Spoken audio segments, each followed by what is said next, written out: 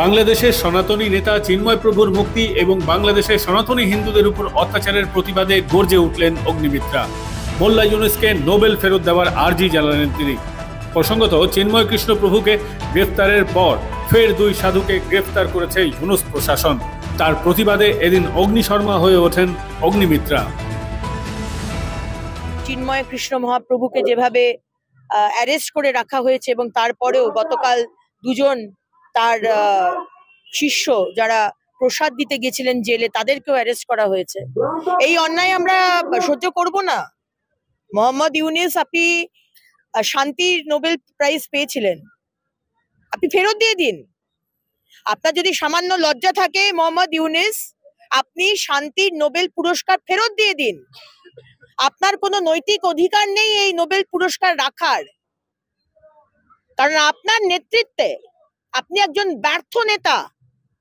আপনি একজন অত্যন্ত ভালো ইকোনমিস্ট হতে পারেন, কিন্তু নেতা হিসেবে আপনি ব্যর্থ। যেখানে আপনার দেশের মাইনরিটিদের, আপনার দেশের হিন্দুদের, বৌদ্ধদের আপনি সিকিউরিটি দিতে পারেন না, সম্মান দিতে পারেন না, সুরক্ষা দিতে পারেন না।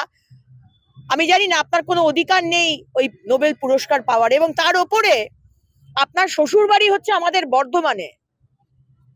আজকে আপনার মৌলবাদী যারা ওখানকার যারা রয়েছে, জিহাদিরা যারা এই করছে এই অন্যায়, আপনি তাদের সাথে গলা মেলাচ্ছেন।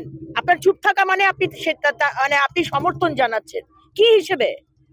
আজকে ভারতবর্ষ তো আপনার দেশ, আপনার শ্বশুর বাড়ি।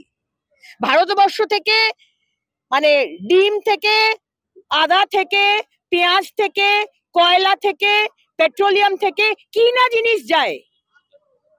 এবং এই অশান্তি শুরু হওয়ার পরেও আমাদের নেতৃত্ব, আমাদের অভিভাবক, আমাদের প্রধানমন্ত্রী নরেন্দ্র মোদী 2 কোটি ডিম বাংলাদেশের মানুষের জন্য পাঠিয়েছেন।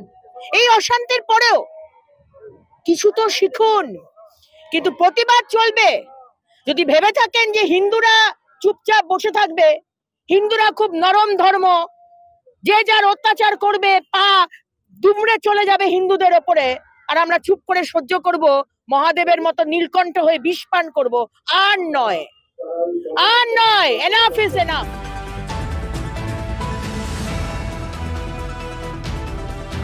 এদিকে বাংলাদেশের হিন্দুদের অস্তিত্ব রক্ষার আন্দোলনের মুখ চিন্ময় কৃষ্ণ দাস ব্রহ্মচারীর নিঃশর্ত মুক্তির দাবিতে নদিয়ার মায়াপুরের ইস্কন মন্দিরের সামনে বঙ্গীয় হিন্দু জাগরণ মঞ্চের বিক্ষোভ সভা আয়োজিত হয়। একই সঙ্গে হয় পথ অবরোধ। রবিবার আনুমানিক বিকেল 3টে নাগাদ মায়াপুরের হুলোরঘাট থেকে এই বিক্ষোভ মিছিল শুরু হয়। মায়াপুরের ইস্কন মন্দিরের প্রধান দ্বারের সামনে এসে উপস্থিত হয়। পথ অবরোধ করেন বঙ্গীয় হিন্দু জাগরণ মঞ্চের সদস্য এবং অন্যান্য সাধু সন্ন্যাসীরা। পথ অবরোধের সঙ্গে চলতে থাকে বিক্ষোভ প্রদর্শন।